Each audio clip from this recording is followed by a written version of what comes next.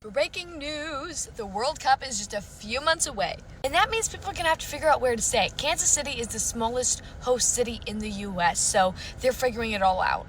And they're getting creative. I talked to one guy who owns lots of Airbnbs, but he's even Airbnb-ing out his personal home and moving in with his parents throughout that time.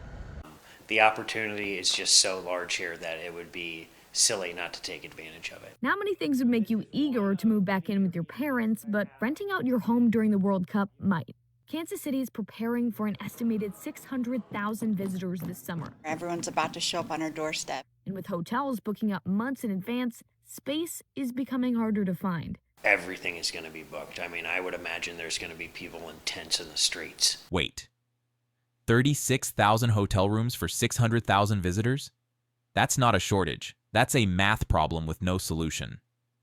Kansas City is the smallest U.S. host city, and they're expecting more people than they can physically handle. FIFA already locked down chunks of those rooms months ago, so where's everyone supposed to stay? Topeka, Columbia, someone's parents' house? And here's the economic reality. Normally, this would print money. Hotels booked solid, Airbnbs at premium prices, restaurants packed. But instead, people are hesitating because the same folks who wanted this revenue created an environment where visitors are legitimately scared to come. You can't have it both ways. The local economic development group Visit KC says this area has about 36,000 hotel rooms, but World Cup officials have scooped some of them up. There are hotels that have contracts with FIFA that are on lockdown right now. Nelson says some of those rooms are still available for now, but that could change quickly. It's certainly weekly meetings with hotels and the KC 2026 staff to make sure we're in front of everything.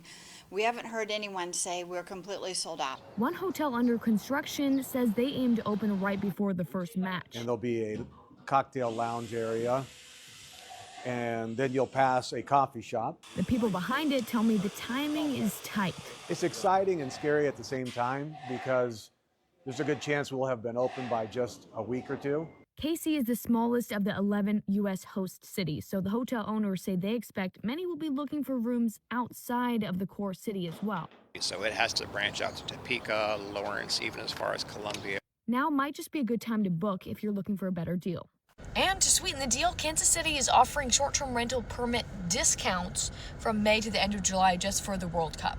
Here is a list of American companies that you should be boycotting this week, as the rest of the world already is, because fuck ICE. If you wouldn't go to Nazi Germany, if you wouldn't endorse Nazi Germany, then why are you going to a country that currently has a tyrannical government? Number one, now you should already know about this company if you have not been living under a rock, Spotify. You gotta go. Spotify have been running ICE recruitment ads all over their platform recently and have only since removed it because of the intense backlash that they have been getting. Spreading propaganda about ICE is not cool to Americans, and it sure as hell is not cool to the international community. So Spotify, you can get the hell out. Number two, Chipotle. You guys aren't getting away from me that easily. Bill Ackman, a huge shareholder in Chipotle, just donated about $10,000 to an ICE agent who just murdered someone the other day. You are not getting a dime from the international community anymore. Well done, Chipotle. Bye. You're out. The boycott wave is international now. Spotify, Chipotle, Dell, they thought they could play both sides. Partner with enforcement policies, then act surprised when the world pushes back. Bill Ackman donates to someone involved in a killing, and Chipotle tries damage control after everyone's already watching. Too late. Here's what companies are learning the hard way. In a global economy, you can't alienate billions of potential customers to appease one administration. The international community isn't just activists anymore. It's governments, it's consumers, it's entire markets saying, nah, we're good. When your politics become your brand, don't be shocked when people choose different brands. Now, I understand that Chipotle have already started distancing themselves from Bill Ackman because they do not want the smoke that boycotts give them. They are trying to do damage control right now, but too little too late. Number three, an American company to boycott will be Dell. Dell, of whom have alleged ties directly to ICE and enforcement policies. Goodbye. Hey, I live in Los Angeles, California. I work in downtown Los Angeles. I live by the ocean. I travel all around the city all the time. I go to Beverly Hills. I go to nice places. I'm in what most people would call the hood right now. I don't care. I go everywhere. And I want to tell you that in Inglewood, California, which is where SoFi Stadium is, which is where the World Cup is going to be, ICE is all over the place. I want her eyes!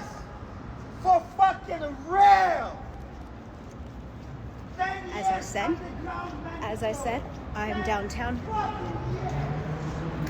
ICE is all over Inglewood.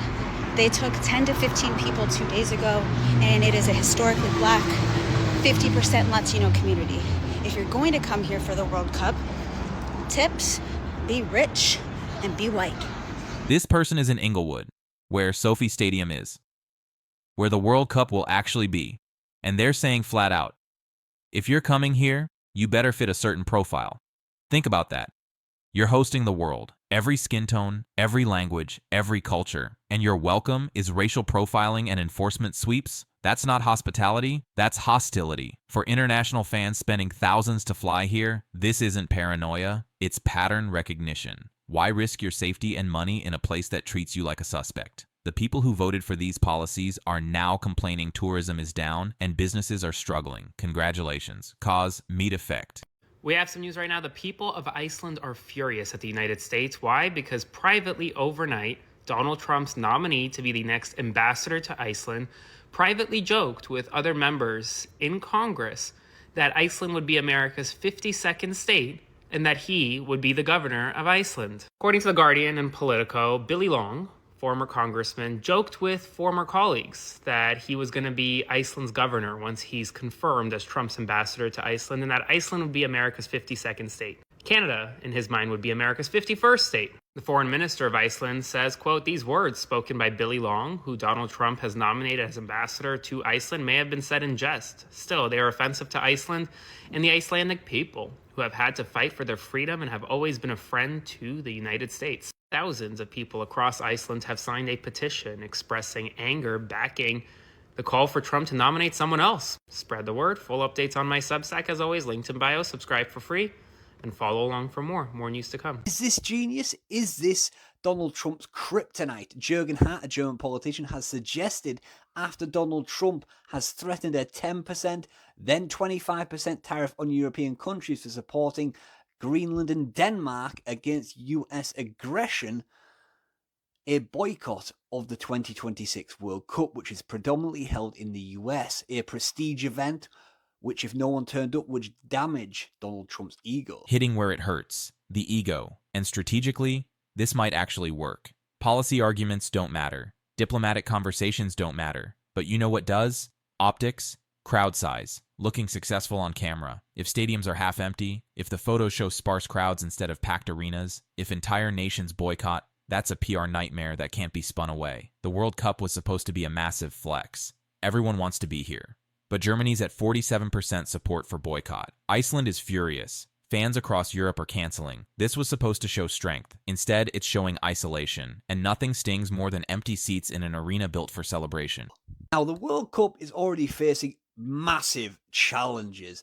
As we've seen in the US, it is a turbulent time and people are worried to go and visit this country.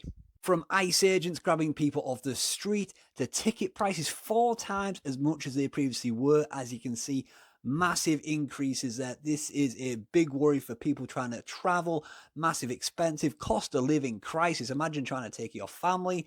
Now, also, Donald Trump has put visa bans on 75 countries. Some of those were going to attend the World Cup.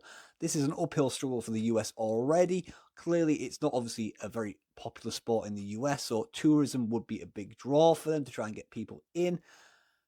And they're really shooting themselves in the foot, or at least Donald Trump is. So would this be a deterrent to him if, say, a dozen or more countries which were in the World Cup threatened to not attend?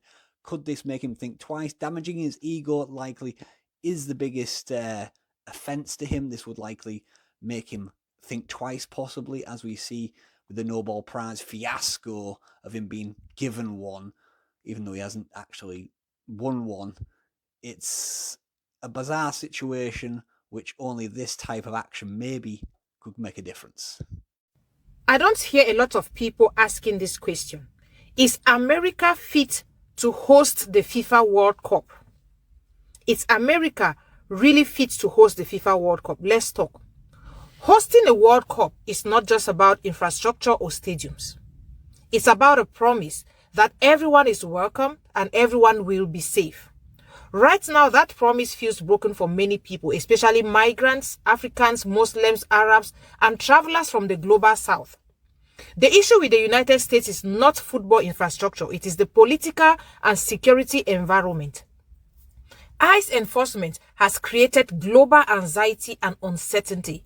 Even legal visitors now fear profiling, detention, or harassment. And perception matters. Tourism runs on confidence.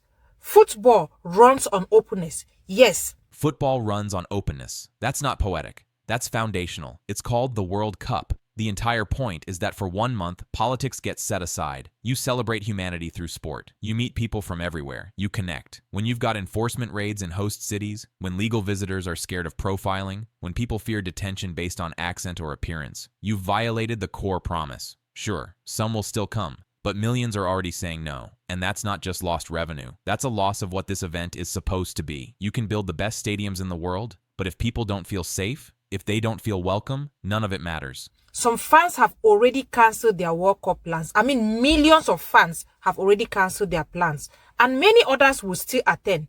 But the World Cup is symbolic. A World Cup, in my opinion, cannot live in a country where welcome depends on your passport, skin color, or accent. Thank you all for watching this video, and drop your thoughts down there in the comment section. So as I'm certain you're aware, the World Cup, it's coming to the United States, but under our president, who in their right mind would want to visit? Welcome back to the Michael Cohen Show on our continued journey to 1 million subscribers. And we're getting there thanks to you. In fact, just over the last 48 hours, more than 5,000 new subscribers. So let's keep it going. Hit subscribe, watch, comment, and share, because this level of stupidity, it's got to come to an end. Now look, as millions and millions of fans get ready to travel, Trump is actually turning the border into a loyalty checkpoint, literally demanding social media histories, banning entire countries, and cosplaying a full-blown surveillance state. Now, at the same time, he's also busy cozying up to the FIFA leadership, being given that fake Peace Prize award and branding himself a global peacemaker, while literally and openly borrowing from Putin's authoritarian playbook. So while the world gets ready to cheer on their country's team, Trump is sending a completely different and a very clear message. Praise the king, fit the profile, or just stay home. The border is now a loyalty test. Social media checks before entry, scrolling through someone's posts to see if they criticized policies, then using that to deny access. That's not security, that's authoritarian playbook material. And for people planning World Cup trips, this is terrifying. It's not just, do I have valid documents anymore? It's, did I post something 3 years ago that might flag me? The people who cheered for tough borders thought it would only affect others. They thought it meant more safety, more tourism money in their pockets. Instead, it's keeping everyone out, including the tourists who would have filled their hotels, eaten at their restaurants, spent money in their communities. Played yourselves. Malcolm, Nance, and I, we break this all down for you on Mea Culpa. Play the clip. Well, first off, what does it tell me? Who knows? It just tells me that he wants to be an authoritarian. He wants to control not just who comes into the United States, but what people who come into the United States can think before they get to the border. And you know, Michael, you know what he's looking for. Praise of Trump or criticism of Trump personally. He has absolutely no other interest in anything else. Well, he's using it. I'm not so sure about that one, my brother. So what do you think? I have a very different perspective on what it is that he's looking for. First of all, you have to remember the 30 countries that he right now has on the banned list. You're talking about countries like Somalia or Afghanistan and Africa and 30 different countries. I can't even name them off the top of my head. But there are things that those 30 countries have in common. One, it's the predominance of the religion that's there, and predominantly the color of the person's skin. It wasn't me who turned around at that shit show the other day when he turned around and said, well, where are the people from Norway? Why aren't they sending people from Norway or Sweden? So let me ask you again, my friend, right? from your intelligence perspective, what do you think he's really trying to accomplish here? Well, okay, but the reason I mentioned whether you praise or criticize Trump is because he's also including European nations. He's including France. He's including Britain. But you have to understand, from his perspective, he views France and Britain as teetering on the edge of becoming minority people of color countries. He actually put that in his national security memoranda the other day, the national security policy, that country. This got put in official national security documents. European countries are threats, not because of actual security concerns, but because their demographics are changing. Read that again. Diversity is being framed as a national security issue. That's not policy. That's white supremacy with a government seal. France and Britain are under visa scrutiny because they have diverse populations. How is that supposed to encourage anyone to visit? How does that make anyone feel welcome at a supposed celebration of global unity? It doesn't. And Europeans are watching. When you tell them their countries are problems because brown people exist there, why would they want to spend money here? Europeans found a different way to go after Donald Trump and make him angry. This time, it's boycotting the World Cup. If you don't know, this upcoming June, the United States is hosting the World Cup across many different cities here in the United States. Obviously, it being a European sport, soccer is not as big, or football is not as big here in the United States. The U.S. was relying heavily on people from outside the country to come to our hotels, to stay in our cities, to buy tickets to these games. And now, many Europeans are boycotting it. And while European families were already starting to make this decision on their own, Germany's the one actually starting this off. Because on Friday, a senior foreign policy voice inside of Germany's ruling party said to his bloc, hey, you know what? We should do this boycott. Saying they should do this for, quote, as a last resort to get Trump to see the sense on the Greenland issue. And that note resonated with a lot of people. In a new survey by Bild, 47% of Germans said, yeah, you know what? I support this boycott. And you got to understand something. Germany is a massive football country with a really good team. If they decide to boycott this, that's going to be a lot of pressure onto FIFA, and it's going to put more pressure onto Donald Trump. Because if they decide not to come, that's a major loss. And we already know that a lot of Europeans aren't coming, which means there's not going to be a lot of people in the stands. And the world understands how important this thing is for Donald Trump. Now imagine if people are not in the videos and photos because they decided not to go to this thing, which, let me remind you, even for as an American, it's super expensive to go to. I've got no plans to go to it just because of how expensive it is. But my question for you guys, if you are inside of Europe, were you planning to go to this and now you're not? Were you never planning to go to this, or are you still coming to this?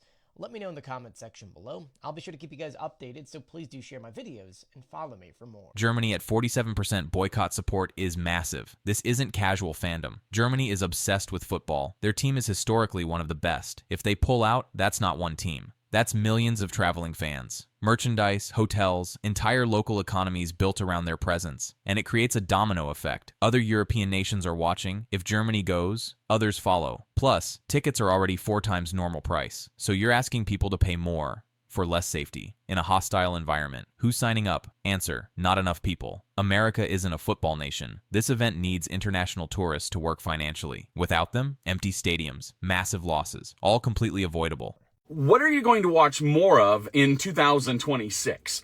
The Winter Olympics or the World Cup? 2 big events going on, bringing the world together under the banner of sports. And maybe we're all going to watch some part of something. It's time for 2 minutes of useless nonsense that may or may not change your life. And I'm going to ask you, will you do me a favor and click on that follow button? I'm almost there to my next level of friends and followers. I'd really appreciate that. Like this, comment on this, put it in. What are you going to watch more of? The Winter Olympics or the World Cup? Now, let me talk Winter Olympics for a minute. If you are a Winter Olympics fan, what is your favorite sport in Winter Olympics? Now, me personally, I really love watching curling. I'm in Southern California. We don't get ice here. And curling just looks like there's so much involved. And there's, I don't know, it just looks cool. It's a fun sport to watch, maybe. So I think there's another sport in the Winter Olympics. Maybe I've seen this in past Olympics where people are running in the snow and then they fall down. They're like taking shots at targets. Something like, is that a winter sport or is that a summer sport? I need to go back and do some searching. But what is your favorite Winter Olympic sport? So let's talk World Cup. What team are you looking to watch? I know that there are more football fans, international football, soccer fans here, and some of you follow other teams that aren't in the States. I'm wondering what country you're looking for. So, Olympics or World Cup? Put it in the comments. Free the Congo, free Sudan, boycott the US, and boycott the Washington spies in South Africa. So, the FIFA has still not cancelled the FIFA World Cup in the US. They're still going on as if like the US is not technically under civil war, as if US citizens are not protesting daily against their government and against their president. This is even after Trump additionally paused immigration visas for 75 countries. 75 countries. I went to AI to see that out of the 75, which is visa processing has been banned, 15 of those nations have qualified for the FIFA World Cup. But the players are being exempted, but the fans cannot come to the US. Make that make sense. Anyone in South Africa, anyone on the African continent should not consider going to the FIFA World Cup. Everyone should ban the FIFA World Cup because it's such craziness. Had this malice, economic instability, political instability had been on the African continent, the FIFA would have withdrew the World Cup from that nation. That is a fact. It's not even an opinion. But instead, they do what white men do, and they honor white men for. Final gut punch. If this was happening in Africa, FIFA would have pulled the World Cup immediately. That's not opinion. That's fact. Civil unrest, mass boycotts, visa restrictions on 75 countries. If any African nation had this, FIFA would be gone. But because it's America, Western nation, white majority, business as usual, that's white privilege on a global scale. 15 qualified nations can send players, but not fans. Make that make sense. You can't host a world event, then ban half the world. That's not a World Cup. That's a country club with a soccer ball. FIFA chose money over principles. But the world's watching and taking notes. So here we are. The World Cup, supposed to be about unity, is turning into a masterclass in isolation. Host cities scared of their own policies. International boycotts gaining momentum. Stadiums that might sit half empty. All because fear got chosen over welcome. And the people who thought America first meant prosperity, they're learning it actually means nobody shows up. The world doesn't need this World Cup. They can watch from home. They can spend their money elsewhere. And when those Airbnbs don't book, when local businesses suffer, when the economic windfall never comes, consequences have arrived. Drop a comment. Should FIFA have moved the tournament, or is this just reality catching up? If this clicked for you, hit that like button, share it, and subscribe. Because this is just the beginning. See you next time.